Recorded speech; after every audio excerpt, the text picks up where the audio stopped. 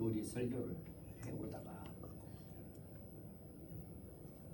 오늘 갑자기 하나님께서 천지 만물을 창조하신 이 말씀을 본문으로 선택한 이유는 지난번 국회에서 인사청문회 자리가 있을 때 거기서 너무도 어처구니 없는 그런 이렇게 말을 하는 걸 보고 너무 제가 충격을 받아서 그래서 우리 성도님들이 좀 올바른 믿음에 세워져야 되지 않겠나라고 하는 그런 측면에서 오늘 저는 우리는 창조론을 믿는다라고 하는 그런 제목으로 함께 은혜를 나누고자 합니다. 물론 제가 지금 말씀드렸듯이 국회 인사청문회 이렇게 하니까 혹시 어떤 분들이 그러면 정치하는 목사인가 이렇게 생각할지도 모르겠지만 사실 저는 정치의 정자도 모르며 또 뭐 정치라는 것이 이런 나라 정치나 이런 것만 정치가 있는 것이 아니고 우리가 장로교 합동측 하면 합동측 안에도 이 교회 정치라는 게 있거든요.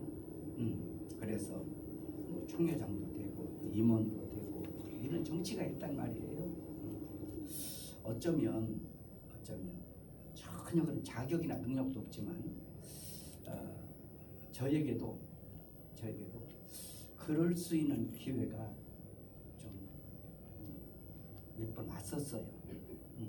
제가 뭐 자원해서 온 것도 아니고 제 선배 목사님들이 저를 강제로 데려다가 그렇게 시키려고 했지만 저는 제가 이 일을 제가 거부했고 또 총회적인 차원에서만 이런 어떠한 뭐 임원이 되고 거기 어떤 정치를 하고 이런 거에 대해서만 제가 반대한 것이 아니라 저는 이제 총회 밑에 노회라는 것이 있거든요.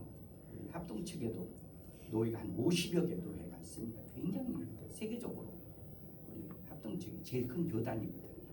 그래서 거기에 제가 뭐 얼마든지 뭐 순서로 볼지라도 제가 거기에 뭐 노회장도 될 수 있고 여러 가지 임원을 할 수 있는 기회가 여러 가지 주어지고 막 강제로 저를 시키려고 막 목사님들이 그랬어도 저는 이제 노회 밑에 시찰이라는 것이 있거든요.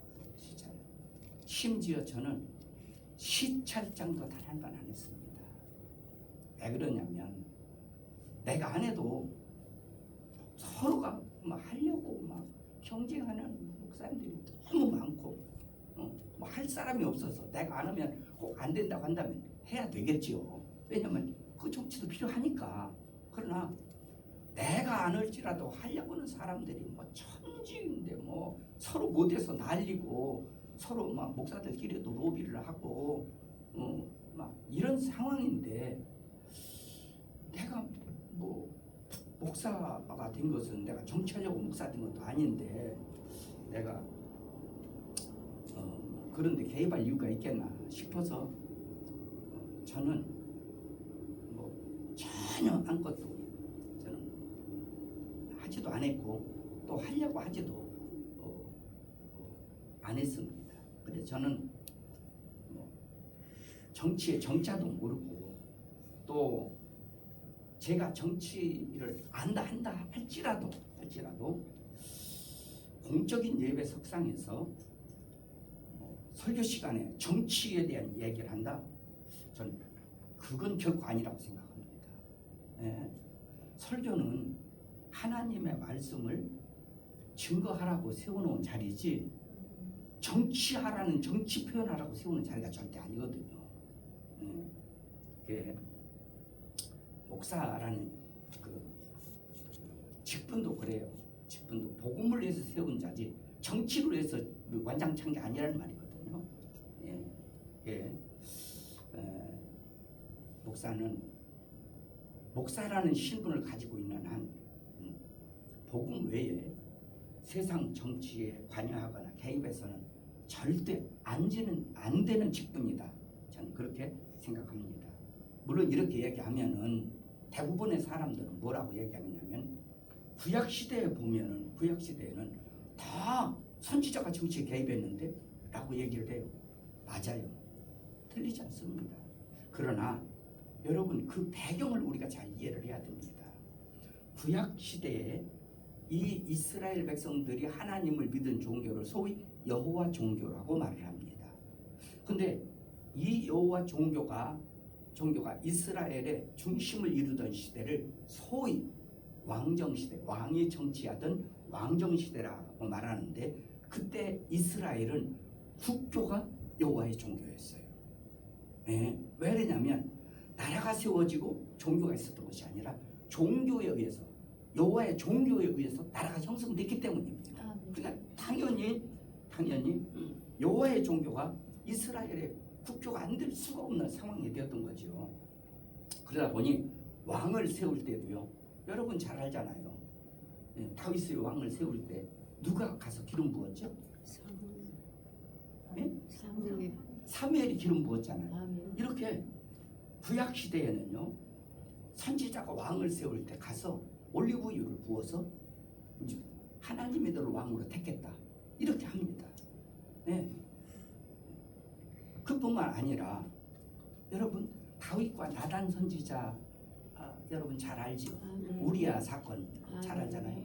이렇게 선지자가요 직접 정치에 개입한 것도 구약 시대는 얼마든지 그것이 그 상황 속에서는 가능한 일이었어요. 그러나 여러분 신약에 와서 심지어 어느 정도냐면요 예수님이 부활하셨잖아요. 죽었다가 부활하셨잖아요. 그리고 마지막 감람산에서 승천하시기 직전에 제자들이 예수님께 뭐라고 물어요? 예수님, 이제 이스라엘이 로마로부터 독립한 시기가 지금입니까?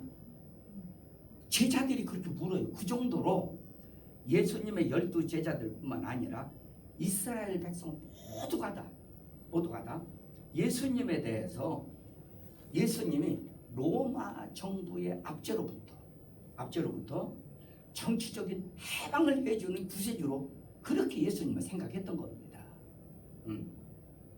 그러나 예수님은 그때에 단호하게 말씀하셔요. 우리가 잘 아는 구절이 있습니다. 가이사의 것은 가이사에게, 하나님의 것은 하나님에게. 예수님은 분명히 정치와 신앙을 구별했던 것을 우리가 보게 됩니다. 그러므로 여러분 세계의 공산주의, 사회주의를 이루는 나라들도요 무슨 용어를 쓰냐면 민주주의라는 용어를 써요. 예. 그럼 우리는 어떤 민주주의냐? 우리는 사회민주주의가 아니라 자유민주주의라는 용어를 쓰죠. 예. 그러므로 자유민주주의 국가에서는 어느 나라건 간에 정종분리의 법이 있습니다. 예. 이 법은 뭐냐? 정치가 종교에 개입해서도 안 돼요. 반면에 또 종교가 정치에 개입해서 안 된다. 이것이 여러분 우리가 일반 상식이 아니겠어요? 목사가 정치를 하고 싶으면 목사의 직함을 내려놔야 돼요. 그리고 국민의 한 사람으로 돌아가서 거기서 자기가 정치를 하든 뭐를 하든 그건 그 사람의 자유예요. 국민의 한 사람으로서 정치하는 게 뭐 잘못입니까? 그러나 목사라는 직함을 가지고 정치를 한다는 것은 결코 신약시대 이후로 있을 수 없는 일이고 용납해서 안 될 일이라고 봅니다. 왜? 목사라고 하나님이 이 어떤 특정인을 세운 목적은 목사의 사명이 뭐예요? 복음 증거입니다. 예수 증거입니다. 성경을 증거하는 겁니다. 예? 다른 과학, 다른 물리학, 다른 철학, 예? 여러분 신학교에서 다 배워요. 가르쳐요. 기본 상식은 가르쳐요. 다 상식이죠. 그러나 그것을 위해서 목사를 세우는 것이 아니라 성경을 올바로 투명시키기 위해서 그걸 가르치는 겁니다. 그래서 목사의 사명은 복음을 위한 사명이지 절대로 정치를 위한 사명이 아니다. 요즘에 보면은 목사가 정치에 관여해서 막 굉장히 그런 너무너무 모르겠어요. 그래서 제가 신학을 할 때만 해도요, 신학교에서 제 선배 목사님들이 이거는 상당히 강조하는 문제거든요.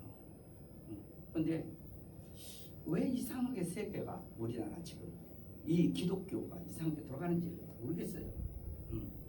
저는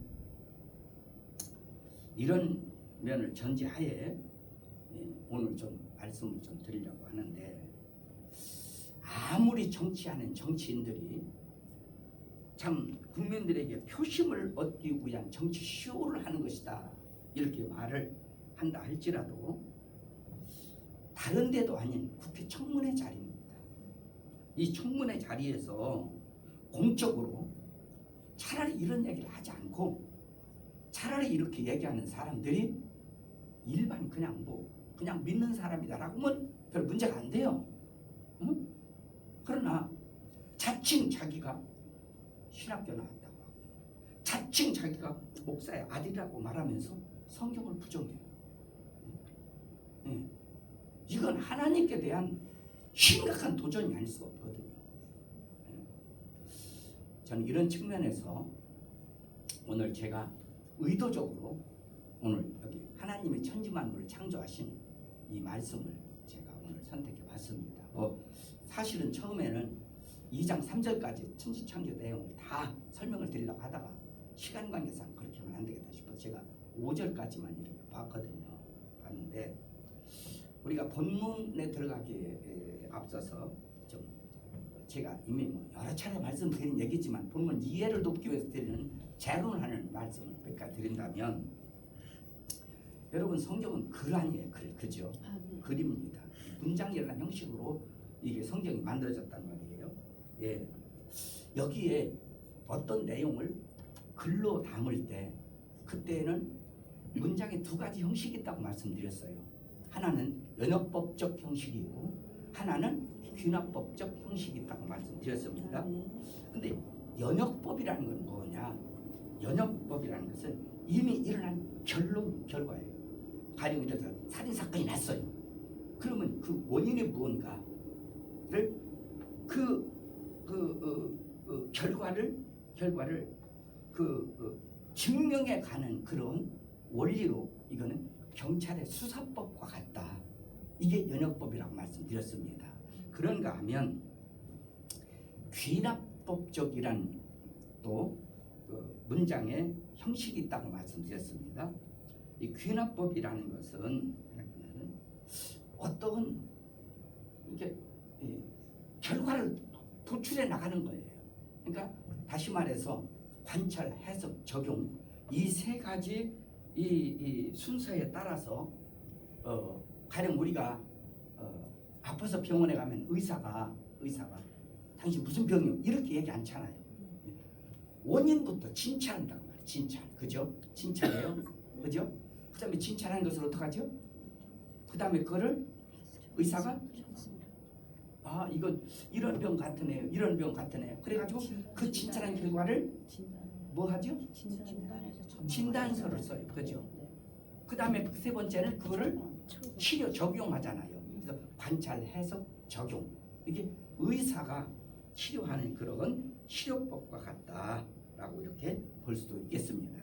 성경도 좀 전에 말씀드렸지만 하나님의 계시의 글이라는 문학적 수단을 사용해서 담고 있다 보니 성경은 그런 하나님의 문학적 형식 중에 어떤 형식을 취했느냐, 저는 뭐 제가 절대 옳다는 얘기는 아니고, 여러분 성경을 한번 문학적 형식은 귀납법적이냐 연역법 두 가지 형식이니까 어디를 여러분 읽더라도 한번 읽어보세요. 읽어보더라도 성경은 연역법적 원리로 기록되어 있다라고 하는 것을 우리가 알 수가 있습니다. 자, 그러나 기록은 연역법적으로 되어 있지만 되어 있는 이 기록을 우리가 이 속에서 성경은 하나의 저자의 의도가 무엇인가 찾아내는 것이 해석이지 수없이 말씀드린 겁니다. 내가 성경을 내가 임으로 내가 거기다가 내가 뭐 토를 다는 것 그건 해석이 아니에요. 그거를 자의적 해석이라고 말하거든요. 이러면 안 되거든요. 이러면은. 근데 어떤 경우에 그렇게 하냐면 소위 성경 해석할 때 영해라는 방법이 있습니다. 영해라는 법이 있는데 이게 19세기 때 굉장히 19세기 말부터 20세기에 굉장히 유행하던 방법입니다. 예, 유행 방법이고 그래서 저는 영해를 해서는 안 된다. 저는 개인적으로 그렇게 주장하는 겁니다. 성경은 철저하게 퀴나법적 원리로 성경은 저자의 의도를 찾아내야 되는 건다. 저는 그렇게 생각하는 사람입니다. 예, 그래서 이런 면에서 우리가 성경을 좀 봤으면 좋겠는데 오늘 모세오경 중에 모세오경이 창세기 출애굽기 민수기 신명기죠. 예, 모세에 의해서 기록된 하나님의 말씀이다 해서 모세오경이라고 하잖아요. 이 말씀을 우리가 볼 때도요 그냥 보면 안 돼요. 말씀을 볼 때에 꼭 우리가 기억해야 되는 것은 이 말씀을 기록할 때 시대적 배경을 이해를 해야 됩니다. 예, 제가 평신도 때도요 이거를 모르니까 제가 신학교 다니면서도요 이거를 모르니까요 너무너무 성경이 어려웠어요. 정말 힘들었어요. 예, 제가 지금도 참 저는 고맙게 생각드는 것은 뭐냐면 어느 사모님이 이스라엘의 풍습, 이스라엘의 역사, 이스라엘의 지리, 이스라엘의 그 당시의 그 시대적 배경 이런 것들을 합정동에서 이거를 가르치는 거예요. 네, 이스라엘에서 10년 동안 공부하고 사모님이 그걸 가르치는 거예요. 난 거기에서 얼마나 나는 그분이 내 이름도 안 잊어버려요. 네, 박수자 씨라고 이름도 안 잊어버려요. 그분한테 그런 것을 배우고 성경을 보니까 성경이 확 열리는 거예요. 그전에는 성경을 글로는 알겠는데 도저히 이해가 안 돼. 왜 이런 얘기가 이렇게 있을까? 시대적 배경을 모르니까. 이게 우리가 창세기를 1장 초입을 좀 봤습니다.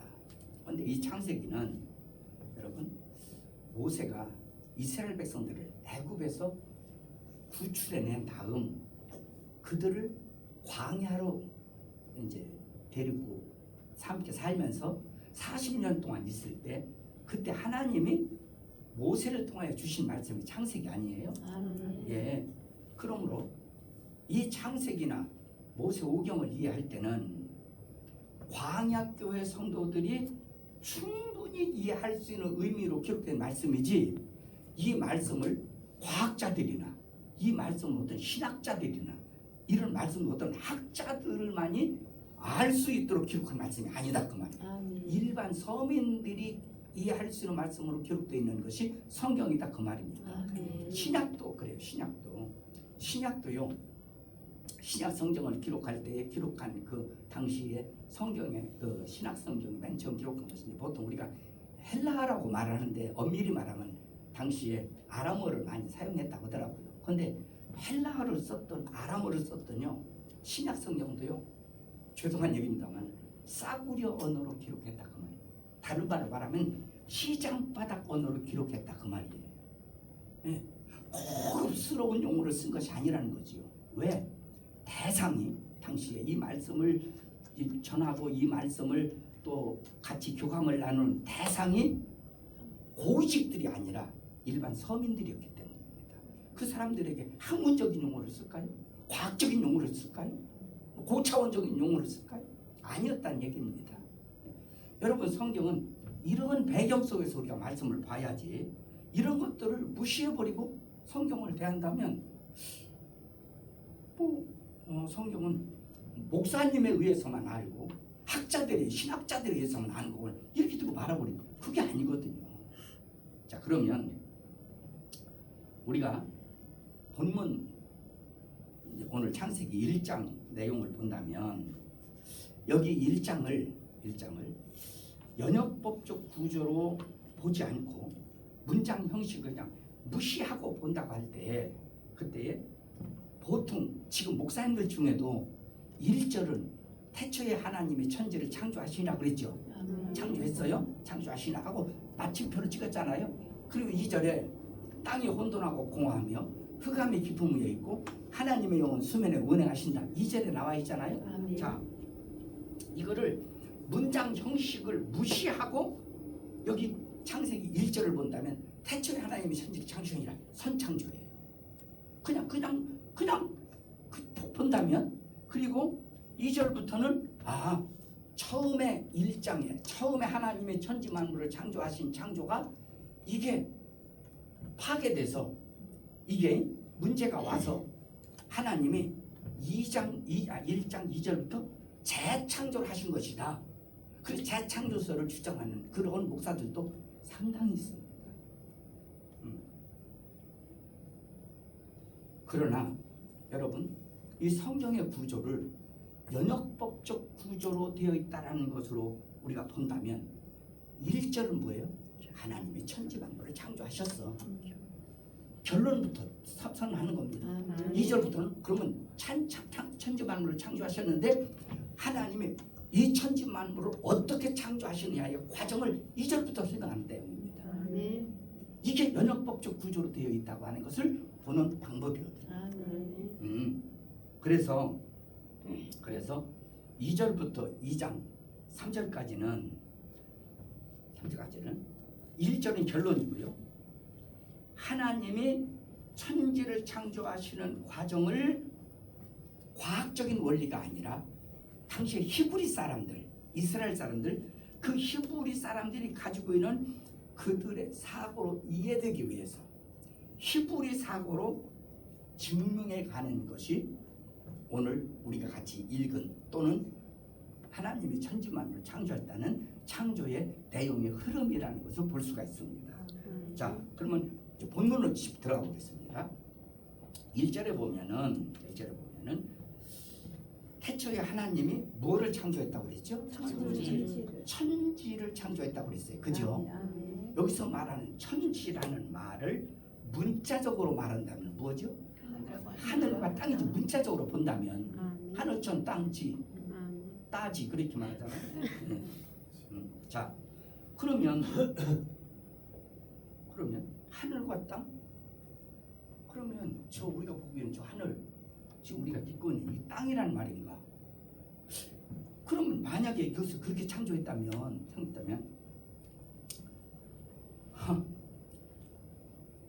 네 번째 창조 이후에 하나님이 지구를 창조하는 얘기가 나오는데 그럼 그 지구 이전에 그럼 무슨 얘기인가?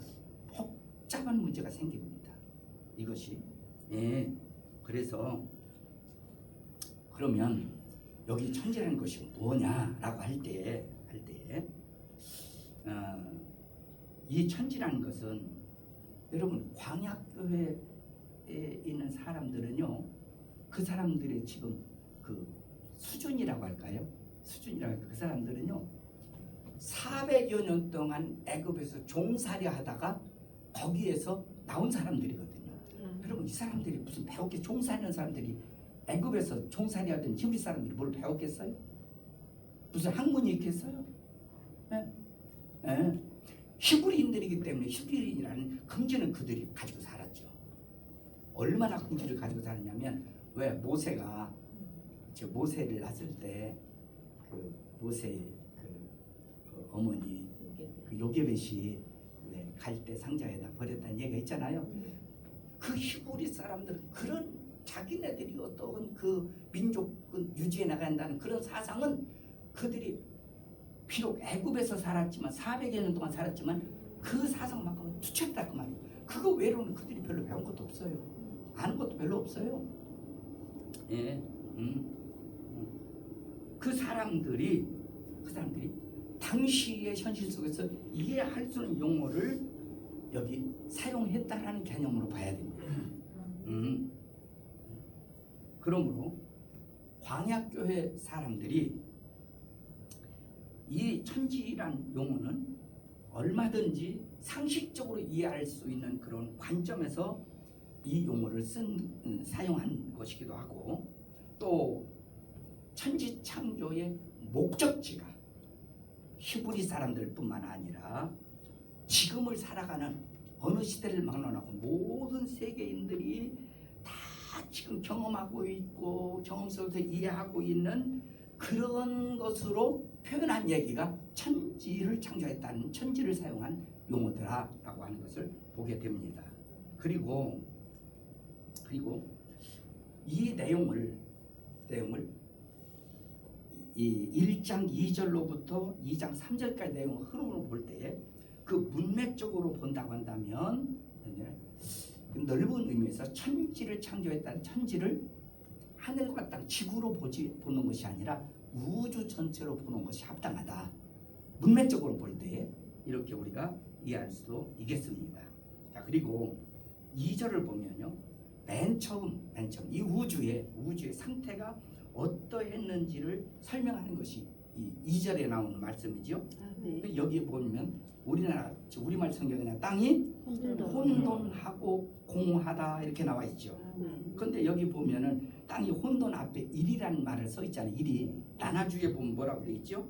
형체가 없는. 그러니까는 땅이라는 것은 아직 우주가 이렇게 우주가 있지만 그 우주에 아직 형태가 이렇게 마련되어 있지 않는 비어 있는 상태였다라고 하는 것을 보게 되고요. 우주의 상태는 무엇으로만 가득 차 있다고요? 뭐가 깊음 위에 있다고요? 흑암이 깊음 위에 있다. 어둠으로만 가득 차 있는 것이 우주였다라고 하는 것을 우리가 보게 됩니다. 그리고 또 그 밑에 그 나나주에 보면 여기 2절 하반절에 보면요, 하나님의 영은 수면에 운행하시니라고 나와 있죠. 근데 우리가 이제 전 성경에, 번역 성경에는 하나님의 신이라는 나와 있어요. 그죠? 신이라는 말과 영이라는 말은 같은 의미입니다. 같은 의미인데 여기서 하나님의 영, 즉 하나님의 신은 도대체 누구를 가리키느냐? 예? 성령을 가리키느냐? 아니면 천사를 가리키느냐? 예? 이런 문제가 여기서 우리가 질문할 수가 있어요. 네. 그러나 그때 뭐 사람마다 거기에 대해서 여러 가지 견해는 다르지만 그러나 분명한 주체는 성령이었던 천사였던 간에 분명한 주체는 하나님이시라는 것만큼은 여러분 이해하면 좋겠고, 그러나 여러분 성경에 보면요, 성경에 무슨 예를 들어서 모세가 호렙산에서 하나님을 만나서 불꽃 가운데, 그죠? 그때 처음에는 뭐라고 나와요? 천사가 등장해요. 그죠? 그 다음에 두 번째 그 천사가 뭐라고 그래요? 하나님이라고 자기가 말을 해요. 그죠? 예? 예. 세 번째는 뭐라고 말해요? 여호와께서라고 말을 해요. 그러면 도대체 뭐예요? 그러면 결론을 규합해 본다면 천사가 하나님이냐? 그건 아니란 말이죠. 이 천사를 뭐라고 말하냐면 하나님의 메신저 천사. 예. 즉 다시 말해서 신약의 누가복음 1장에 보면 가브리엘 천사장이라고 하는 것을 보게 됩니다. 그래서 구약에 메신저 천사가 아브라함에게 등장하고 무슨 다윗에게 등장하고 무슨 노아에게 등장하고 또는 모세에게 등장하고 했을 때 이를 하나님의 권위로 이 메신저 천사가 등장함으로 말미암아서 그를 하나님으로 예우하는 그런 면들이 나오거든요. 그러나 여러분 이것을 구분하고 이해를 해야지. 이거를 이해를 못하니까요, 뭐라고 나오고 예수님은 천사 중에 하나가 아들이 됐다는 거예요. 이상한 그런 신학이 나오거든요. 그래서 우리가 이런 면들은 좀 이해를 했으면 좋겠다라고 생각을 갖습니다. 그 다음에 여러분 수면 위에 운행하셨다라고 나와 있잖아요. 하나님의 영이 수면 위에 운행하셨다라고 나와 있어요. 그러니까 그렇게 된다고 한다면 우주는 처음에 뭐로 가득 차 있어요? 물로 가득 차 있고 또는 그 흑암으로 가득 차 있는 상태가 우주였다는 얘기죠. 그런데 이거는 제 이론입니다. 제 이론이에요. 그럼 물로 가득 차 있는 이 우주에 이 물이 어떻게 됐느냐? 저는 이렇게 봐요. 예를 들어 지금 이 잔에 물이 4분의 1이 들어있어요. 4분의 1 들어있는 이 물을 이 안에 가득 채우려면요, 방법은 한 가지 있습니다. 액체를 기체로 바꾸면 이 물로 이 안을 가득 채울 수 있죠. 무슨 얘기인지 알죠? 예. 처음에 이 우주는 물로 가득 찼다. 지금 이런 물로 꽉 찼다는 얘기가 아니라 기체로 가득 차 있다 이 말이에요. 이해가십니까? 예. 이렇게 봐야 이해가 된다. 그 다음에 이제 하나님께서 위물과 아래물로 또 나누는 얘기가 나오잖아요. 예, 뭐 오늘 본문에 안 나왔지, 제가 안 읽었지만 나눠요. 그러니까 요즘에 소위 이제 화성에 물이 있다, 물을 찾았다, 굉장히 막 획기적인 것들로 얘기를 하거든요. 근데 여러분, 위물로 이 우주 안에 있는 수증기를 물로 나눌 때, 수증기를 구분할 때 얼마든지 화성에도 물이 있을 수 있어요. 얼마든지 다른 그런 행성에도 물이 있을 수 있어요. 하나님이 그렇게 다 만드시는 과정 속에서요. 그렇게 대단한 거 아니라고 생각하거든요. 네. 예. 어쨌든 오늘 여기 이 말씀을 보면 우주는 어쨌든 물로 가득 차 있기 때문에 우주의 벽을 하나님이 운행하셨다. 하나님이 운행하셨다는 말은 하나님이 걸어다녔다, 여행했다는 뜻이 아니고 하나님이 지켰다 그 말이에요. 어떤 영적인 어떤 그런 한계를 정해 놓으셨다는 얘기거든요. 예, 그래서 전에도 말씀드렸지만 그 이스라엘 사람들은 하늘을 얘기할 때 하늘을 세 단계로 얘기한다고 그랬잖아요. 바울도 셋째 하늘에 올라갔다고 그랬거든요. 첫째 하늘은 새가 나르는 하늘, 이 대기권 하늘이죠. 두 번째는 해와 달과 별이 있는 하늘, 세 번째는 우주 밖의 하늘을 우라노라고 말하거든요. 우라노스라고 말하거든요. 예, 이건 우주 밖을 벗어난 하늘, 이렇게 그 사람들이 이렇게 말을 합니다. 그런 사상을 히브리 사람들이 가지고 있거든요. 예, 그럼 그럼 하나님은 어디냐? 하나님은 그 우라노스보다 크신 분이 하나님. 그러니까 하나님 안에 우라노스가 들어있고요. 우라노스 안에 여기 코스모스 우주가 들어있고요. 우주 안에 여기 지구가 들어있다는 얘기죠. 이런 개념으로 우리가 이해하시면 좋겠다 생각이 들거든요. 예. 자, 이런 측면에서 여러분이 말씀 보시면 좋고, 그 다음에 3절에 보면은 3절 읽을게요. 하나님이 이르시되, 옛날 성경은 가라사대 또는 말씀하시기를 이렇게 말을 해요. 하나님이 말씀하셨다. 물론 여기 빛이 있으라, 우리가 이런 랭귀지예요. 있으라, 빛이 있으라, 뭐 틀린 말 아니에요. 그러나 여러분 여기에서 우리가 한 가지 꼭 생각해야 될 것이 있습니다. 왜 그러냐? 요한복음 1장 3절이나 골로새서 1장 16절이나 히브리서 1장 2절을 근거로 할 때에 하나님이 이르시되, 하나님이 가라사대라는 것은 랭귀지, 언어가 아니라 인격적 존재다. 즉 뭐라고 말하느냐? 거기 지금 제가 말씀드린 뭐 요한복음이나 골로새나 히브리서 보면요, 뭐라고 하냐면은 하나님께서 이 세상을 창조하실 때에 아들로 말미암아 아들로 인하여 창조했다. 아들로 창조했다. 계속 그 얘기를 반복합니다. 예. 그러므로 저는 여기서 이르시되라고 하는 단순히 말의 차원을 좀 넘어서 여기서 이 말씀 자체가 바로 예수 그리스도다, 이렇게 보는 것이 저는 올바른 해석이다라고 봅니다. 자, 그리고 4절에 보면요, 뭐가 나오죠? 첫 번째 창조에 빛이 있었고라고 나와요. 그죠? 그럼 여기서 말하는 빛이란 뭐냐? 네, 여기서 빛이란 뭐냐? 이것을 좀 이해할 필요가 있습니다. 5절에 보면 낮과 밤이라고 이렇게 말을 해요. 낮과 빛을 낮이라 어둠을 밤이라 이렇게 말하지요.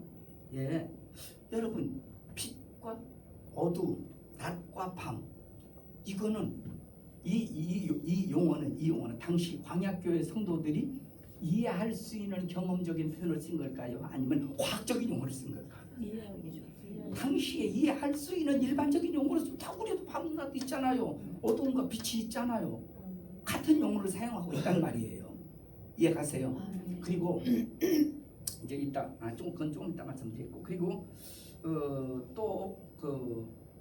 이런 얘기를 했을 때 그러면 이 우주 안에 있는 빛은 도대체 지금 우리가 살고 있는 이 영향을 받고 있는 빛은 어디서 나오는 거죠? 발전소. 태양에서 비치는 빛을 우리가 받고 살잖아요, 그죠?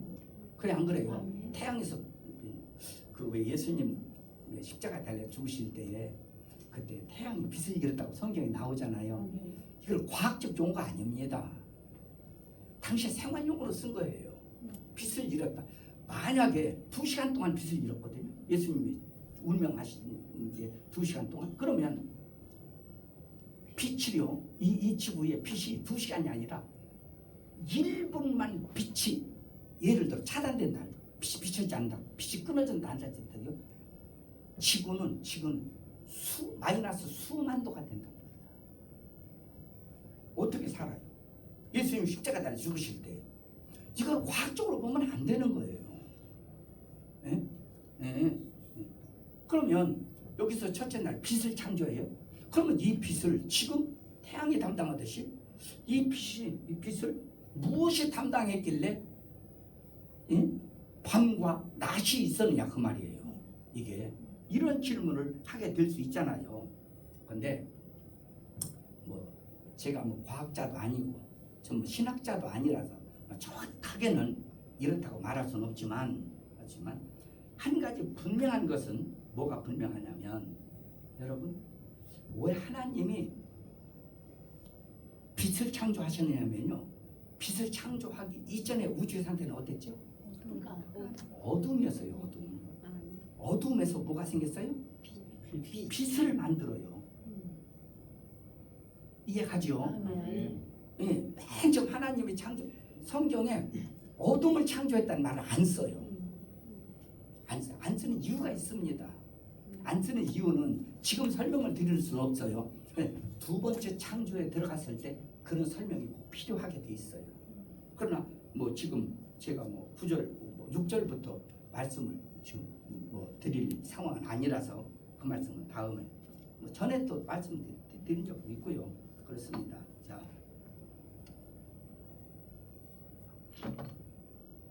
여기 아마도 그 어두움에서 빛을 창조했기 때문에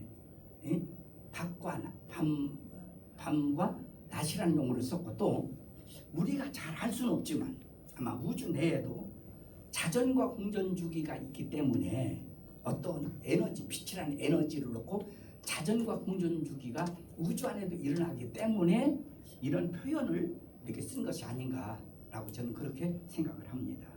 그리고 4절에 보면은 뭐라고 나오냐, 빛을 창조하시고 난 다음 뭐라고 예수님이 하나님 말씀하시요? 하나님이 보시기에 좋았더라. 하나님이 지금 빛을 창조하시고 하나님 보시기에 좋았더라고 말해요. 이것이 빛 자체를 가리켜서 하나님이 좋았다라고 하시는 것인지, 아니면 이 빛을 누구를 위하여 지으셨기 때문에 좋았다라고 하는 것인지는 잘 알 수는 없어요. 알 수는 없지만, 그러나 여러분 골로새서 1장의 16절에 보면요, 뭐라고 말하냐면 만물이 예수로 말미암아 지어졌고 또 모든 만물이 예수님을 위하여 지으셨다고 말하고 있어요. 성경이 그렇게 증거하고 있거든요. 이것은 뭐냐? 단순하게 하나님이 빛을 보시고 좋았다, 만족했다 라고만 생각해서는 안 된다는 얘기입니다. 하나님은 빛을 지어놓고 하나님이 만족했다, 좋았다고 하신 이유는 하나님이 보실 때 이 세상에 누가 오셔야 돼요? 예수님이 오셔서 사용할 것을 생각하니까 빛이 좋으신 하나님 보시기에. 예? 예수님도 이 땅에 벌써 그런 말씀하셨거든요. 빛이 있을 동안에, 예? 어둠이 있기 전에 이런 말씀을 하셨거든요. 아멘. 예, 예. 그뿐만 아니라 예수님뿐만 아니라 여러분, 우리는 누구 형상을 가진 존재들이죠? 예수님. 하나님의 형상을, 우리는 하나님의 형상을 가졌다고 말이에요. 그러다 보니까 하나님의 형상을 가진 인간이 사용할 것을 생각하시고는 하나님이 첫째 날 빛을 지으시고는 만족하셨다라고 말하고 있어요. 아멘. 두 번째 날을 지으실 때는 좋았다는 말을 안 하거든요. 근데 이 좋았다라는 말을 안 한 것은 성경 기록자가 실수로 빼먹은 게 아니에요. 의도적으로 담지 않고 있다는 얘기입니다. 네. 이런 면도 우리가 생각해 봐야 될 일이고, 네. 그리고 5절에 저녁이 되고 아침이 된이라는 말을 해요. 우리 상식으로는 하루가 개념이 언제부터 시작하죠? 아침에 시작해서 저녁까지를 하루로 시작해요. 그렇잖아요. 아멘. 그런데 왜 저녁이 되고 아침이 되니라고 했느냐? 아까도 말씀드렸지만 어두움에서 뭐를 창조하셨어? 빛을 창조하셨기 때문에 이런 표현을 쓴 것이 쓸 수밖에 없었고, 그죠? 쓸 수밖에 없었고, 앞에서 또 설명 그렇게 나와 있고, 그뿐만 아니라 히브리 사람들의 그들의 사고가 있습니다. 히브리 사고. 뭐 지금도 그 책이 있나 모르겠어요. 있는데 그 헤브라이즘과 헬레니즘이라는 책이 있습니다. 우리 그 기독교에서 만든 책이 아니라 가톨릭에서 만든 책이거든요. 예, 히브리인들의 사상과 그리스인들의 사상이라는 책이 있습니다. 거기에 보면 히브리 사고가 어떤지를 잘 설명해 놓은 내용이 있어요. 그런데 거기에서 보면요, 히브리 사람들의 하루 개념은 우리가 좀 달라요. 그 사람들은 하루가 언제부터 시작하느냐? 해지기 전부터 시작해서 다음날 해지기 전까지를 하루라고 시작합니다. 그래서 히브리 사람들은요, 안식일을 지킬 때, 원래 안식일은 토요일날 아니에요. 근데 금요일날 저녁 해지기 전부터 시작해서 다음날 해지기 전까지를 하루를 정해서 안식일날로 삼아요. 이게 히브리 사람들의 개념이에요. 그럼 왜 그 사람들은 그런 개념을 가지고 사느냐? 그 이유는 그는 히브리 사람들은요, 어두움, 밤을요 파괴와 죽음이라고 생각해요. 그 사람들의 사상이 그래요. 그런가 하면 빛을 건설 또는 부활, 회복이라는 그런 사상을 가지고 있기 때문에 아마도 그들의 이런 사상을 가지고 있는 그들의 모습을 이해시키기 위한 표현으로 이렇게 표현한 것이 아닌가라고 생각이 듭니다. 왜 그러냐? 첫째 날부터 여섯째까지 전부 다가 똑같은 용어를 써요. 저녁이 되고 아침이 되니. 한 번도 아침이 되고 저녁이 되니라고 표현하지 않습니다. 이런 측면에서도 이렇게 표현할 수가 있다. 그리고 5절에 첫째 날이니라 그렇게 말했죠. 아멘. 첫째 날이니라. 여러분, 이 첫째 날이니라는 얘기를 이해하려면 출애굽기 20장에 보면요, 하나님이 이스라엘 백성들에게 모세를 통해서 소위 10가지의 계명, 10계명을 준 내용이 담겨 있습니다. 예, 히브리서 6장에 담겨 있죠. 그런데 거기에서 사용하는 내용의 문맥을 보세요. 첫째 날, 지금 우리가 지내고 있는 24시간의 첫째 날을 들어서요, 거기서 천지창조 얘기를 그렇게 표현합니다. 히브리서 20장, 출애굽기 20장을 여러분 집에 가서 한번 읽어보세요. 네, 그런 표현으로 말하고 있지. 네, 그래서 이제 이 첫째 날 하루 개념을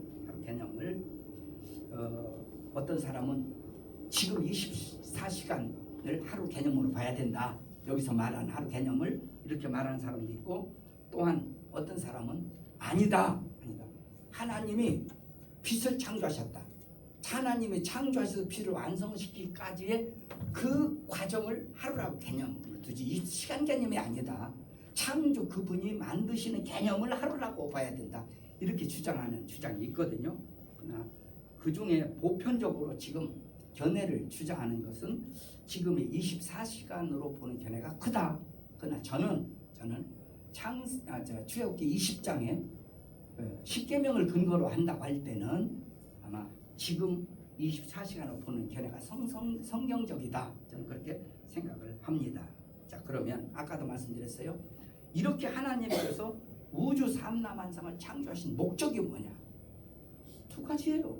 하나는 아들을 위함이고 또 하나는 하나님의 형상을 닮은 사람을 위함. 딱 두 가지입니다. 창조 목적이. 다른 거 아니에요. 그러나 여기에서 성경은 이렇게 분명히 말씀하고 있는데 어떤 사람이 얘를 천지창조를 부정한다.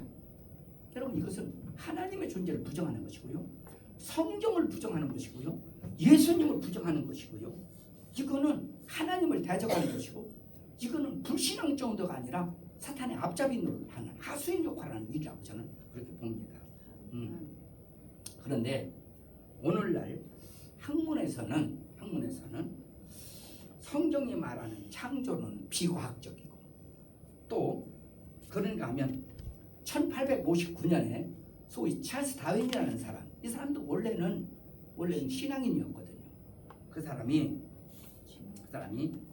종의 기원이라는 그런 원리에 의해서 진화론이라는 것을 과학적으로 증명했다 해서 이거를 진화론이 과학적이라고 이렇게 주장하는 것이 오늘 현실적인 그런 학계 일입니다. 예. 그러면서 진화론에 있어서는 진화론은 과학적으로서 이거를 왜 과학적이라고 하느냐? 그 이유는 우주 연대 측정법이라는 법이 있다는 거죠. 이 법에 의해서 진화론은 과학적이고 창조는 비과학적이다. 어떤 특정 종교의 산물이다. 이렇게만 말합니다. 그런데 우주 연대 특정법이라는 건 5가지가 있는데 하나는 방사선 동의 원소 연대 측정법이 있고 두 번째는 탄소 연대 측정법이라는 것이 있고 그 다음에 지층학적 측정법이 있고요. 화석 연대 측정법이 있고 운석 연대 측정법이라는 법이 있거든요. 그런데 이것들을 잘 들으세요. 이것들을 소위 과학적 연대 특정법이다 이렇게 말을 하지만 그러나 이 사람들이 한결같이 주장한 얘기를 쭉 논증을 피고서 그 사람들이 동일시하게 하는 용어가 하나가 있습니다. 뭐라는 용어를 쓴 줄 아세요? 추정한다라는 이론을 씁니다. 추정한다는 거예요. 예. 아니 우주연대 측정법이라는 것이 과학적이라고 해요. 과학적이면 이게 올바른 과학적으로 이게 정말 이걸 증명할 수 있다고 한다면 추정한다는 말을 쓰면 안 되거든요. 그건 자기들이 하는 얘기니까. 그럼 그렇게 말을 해요, 이 사람들은. 그러므로 진화론도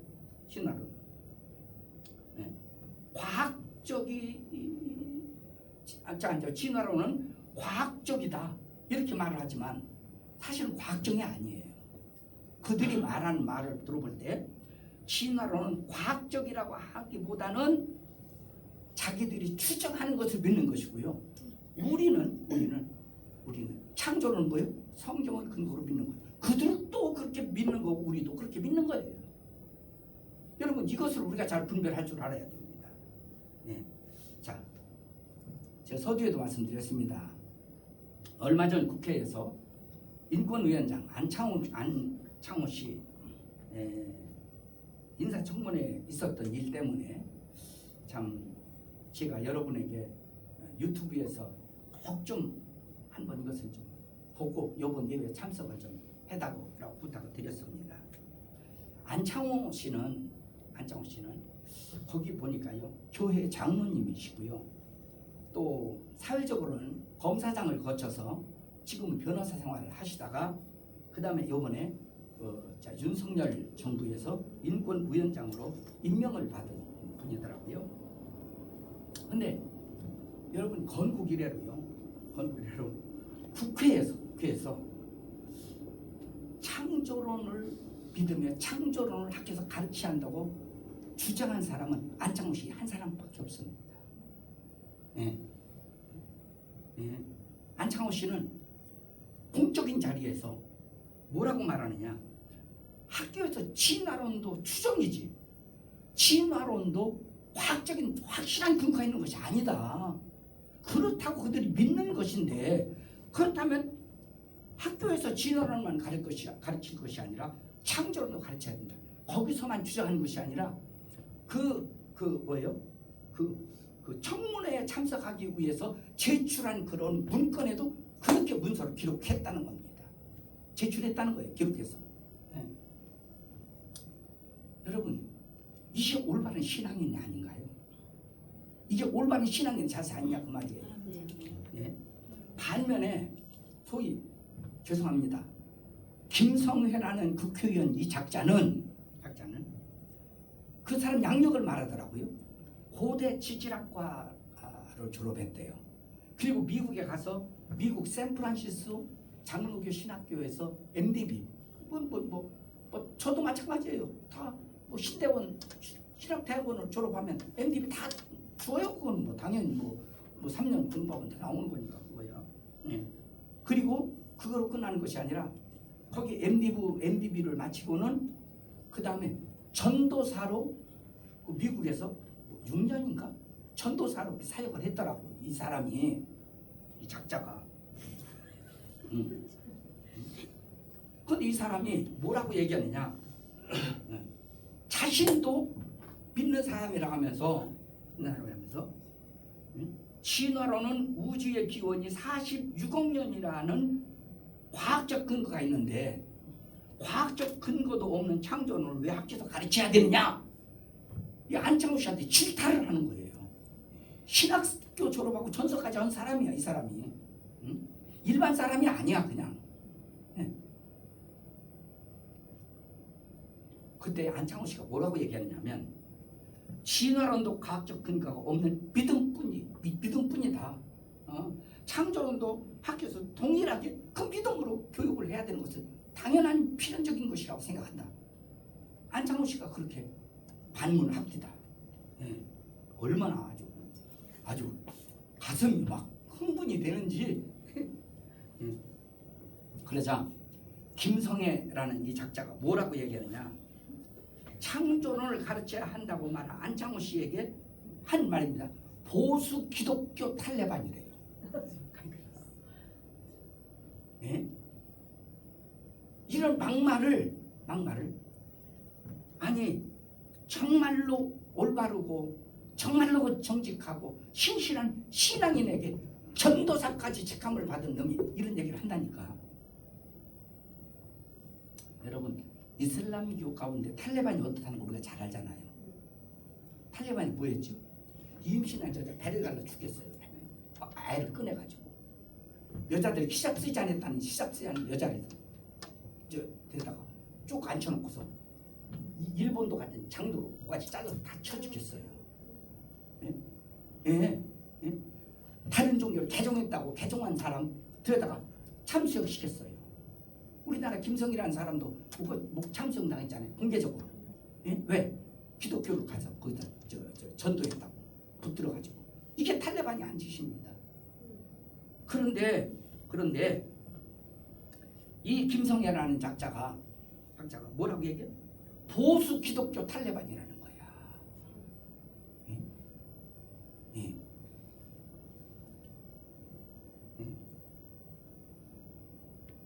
그 이유는 학교에서 창조론을 가르쳤다고 해서. 여러분 유튜브 들어가면 다 볼 수 있어요. 이걸 좀 보세요 좀 제발. 그런가 하면 천하람이라는 그런 국회의원 누군지 아세요?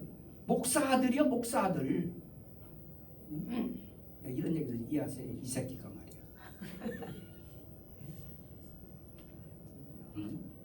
근데 안창호 씨에게 뭐라고 말하는지 아세요?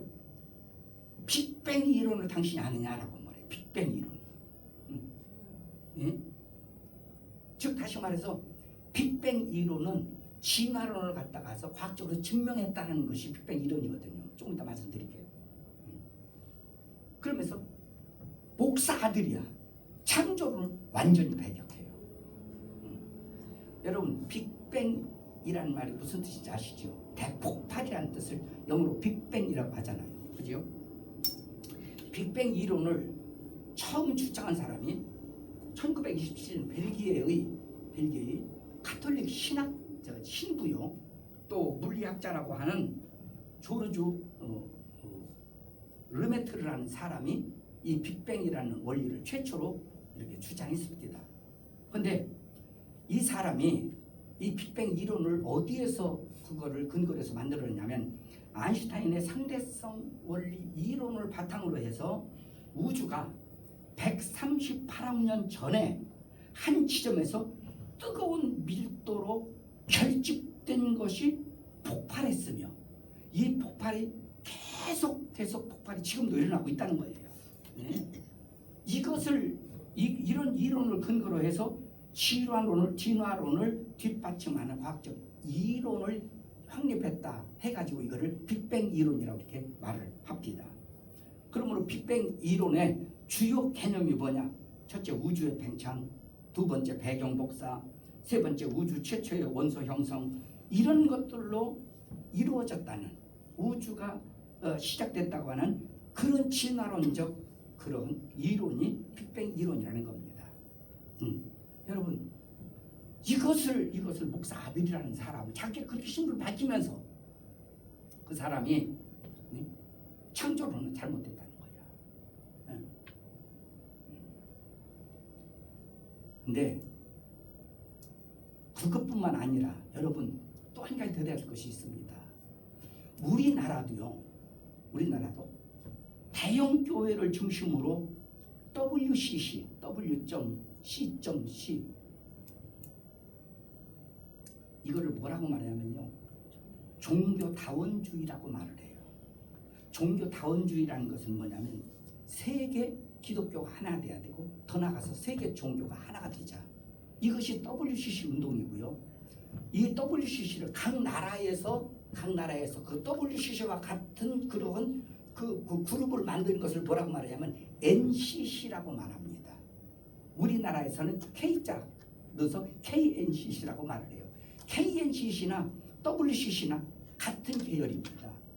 같은 계열인데 여러분, 이게 일반 그런 우리 같은 뭐 열악한 목사들이 얘기하는 얘기는 무슨 별 영향을 주지 않겠지만 대형교회 목사들이 대형교회 교단에서 뭐 통합측 같은 교단에서 이렇게 가담했어요. 여기 막 로잔 대회 같은 막 세계 로잔 이런 걸 열고 있어요.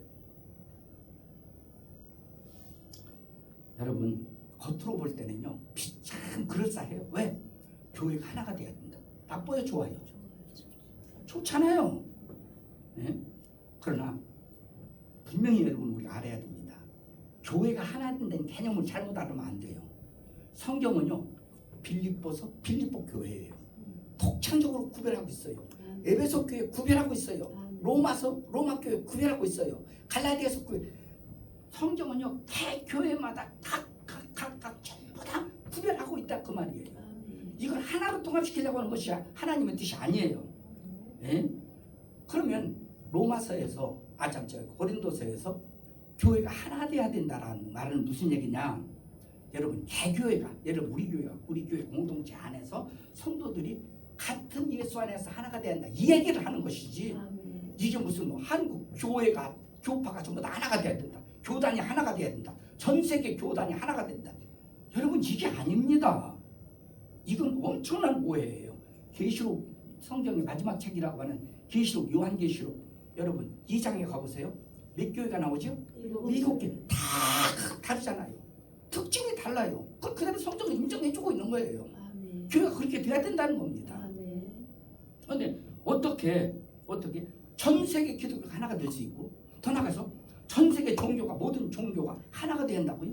여러분, 이게 WCC 종교다원주의의 이게 색깔입니다. 예? 여러분, 우리 이런 교회 가면 안 돼요. 이런 교단에 들어가 있어도 안 돼요. 이거는 창세기 6장에 보면 노아홍수 사건이 나와요. 여러분, 노아홍수 사건 때 일어난 것을 제가 좀 성경을 읽어드릴게요. 창세기 6장 5절에 보면 이런 말씀이 나와요. 여호와께서 사람의 죄악이 세상에 가득함과 그의 마음으로 생각하는 모든 계획이 항상 악할 뿐임을 보시고, 6절 땅 위에 사람 지으셨음을 한탄하사 마음에 근심하시고, 7절 일시도 내가 창조한 사람을 내가 지면에서 쓸어버리되 사람으로부터 가축과 기능국과 공중의 새까지 그리하리니 이는 내가 그것들을 지었음을 한탄함이니라라고 말해요. 노아 홍수 사건 여러분 세계 종말 사건 여러분 아시죠? 아멘. 그때 왜 하나님이 사람 지었음을 한탄했대요? 죄악이 가득 찼. 무슨 죄악이요? 불신앙을 얘기하는 겁니다. 아멘. 불신앙을. 예. 그 다음에 누가복음 18장 8절입니다. 8절 이하에 보면 예수님이 말씀해요. 인자가 다시 올 때에 믿음을 받게 되는 거예요. 믿음을 찾아보기 어렵다는 얘기예요. 이것이 성경에서 우리에게 경고하는 말씀입니다. 예? 여러분 우리가 한번 좀 시간 갖지만 어쩔 수 없어요. 제가 이걸 말씀드릴 수밖에 없으니까 성경을 한번 우리 한번 같이 보십시다. 계시록 22장 마지막 장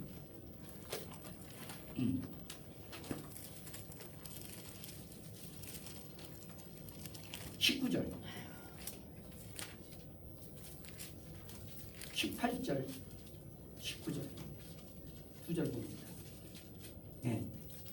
내가 이 두루마리의 예언의 말씀을 듣는 모든 사람에게 증언하노니 성경을 얘기하는 겁니다. 만일 누구든지 이것들을 위해 성경에 기록된 66권 외에 더하면 성경의 내용을 덧붙인다면 하나님이 이 두루마리에 기록된 제안들 성경 66권 안에 들어있는 모든 저주를 그에게 더하실 거예요. 쏟아 부어버린다는 거예요. 성경 속에 들은 모든 저주를 19절 만일 누구든지 이 두루마리의 예언의 말씀에서 제해버리면 성경에서 어떤 내용을 이건 아니다라고 빼버린다면 하나님이 이 두루마리에 기록된 생명나무와 및 거룩한 성의 참여함을 제하버려 하나님이 그 사람을 죽여버리겠다는 거예요.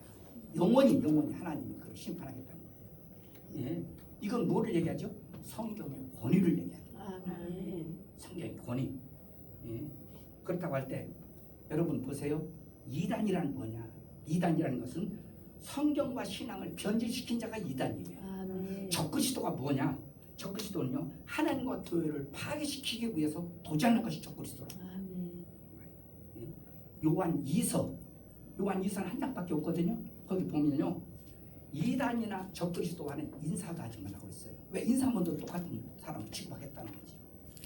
이렇게까지 이단과 적그리스도를 오늘 신앙인이 어떻게 그들을 경계해야 될지를 분명히 하고 있는 말씀을 보게 됩니다. 예?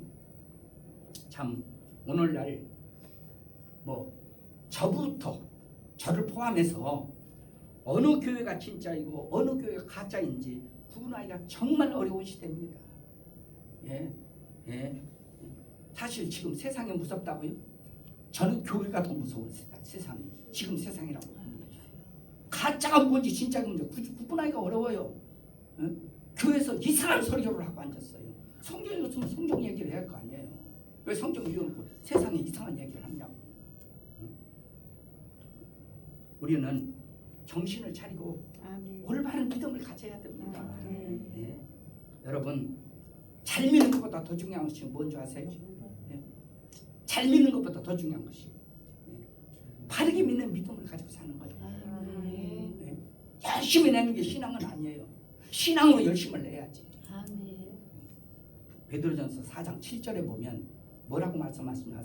마지막 때를 우는 사자가 삼킬 자를 찾아 두루 찾는 것 같이 너희는 정신을 차리고 근신하여 깨어있으라고 말했어요. 여러분 그렇습니다.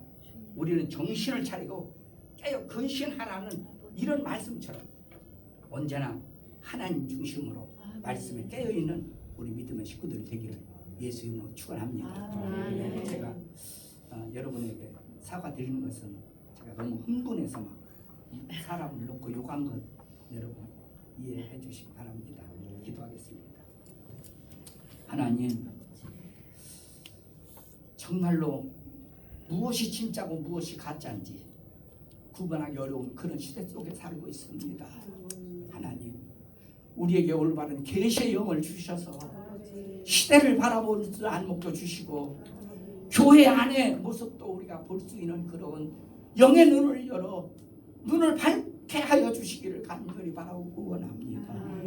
하나님 오늘날 우리가 무엇을 위해 살아가는지도 모르고 혼미해져가는 그런 이 시대에 우리 믿음의 식구들 하나님 바르게 믿는 믿음을 가지고 어떤 상황에도 흔들리지 않는 하나님 중심, 교회 중심, 말씀 중심한 신앙을 온전히 가지고 살아가는 성도들 되게 하여 주옵소서. 아멘. 지금은 우리 구주 예수 그리스도의 은혜와 하나님 우리 아버지의 만극하신 사랑과 성령의 감화감동, 역사 교통 위로하심이 오늘 우리 하나님 앞에 나와 하나님께 예배드리고 또 하나님의 말씀에 함께 은혜를 나누고 돌아가는 믿음의 식구들과 저들의 가정과 생업 위에 이제부터 영원토록 함께 있을지어다. 아멘. 아멘.